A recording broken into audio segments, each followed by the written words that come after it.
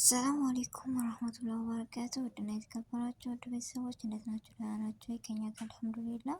እንዲሁም ክርስቲያናት ወንድሞችን ሰላም ብያለሁ። እያለንበት የዓለም ዳርቻ ሰላማችን ይብዛ።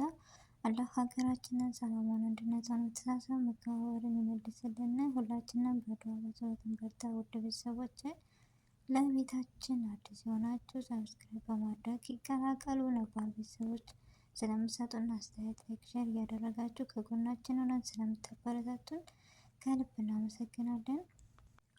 እና ዛሬ የመጣሁላችሁ አጫጭር መረጃዎች የነበረን ቆይታ ይህን ይመስል ነበረ።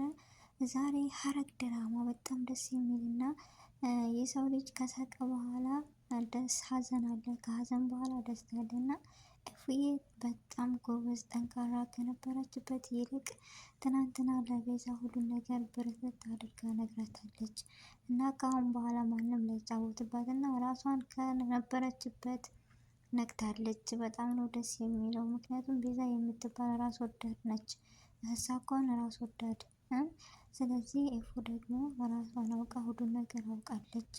በጣም ነው ደስ ያለኝ። ትናንትና ጎበዝና ጠንካራ ሆና ከውስጧ ያለውን ሁሉ ተናግራለች። ከአሁን በኋላስ ምን ይከሰት ይሆን የሚለው በጣም ደስ የሚል እና በጣም እኔ እንጃ እሷ በመንቃቷ በጣም ደስ ብሎኛል። ቤተሰቦች የሰው ደስታ የሚያስደስታቸው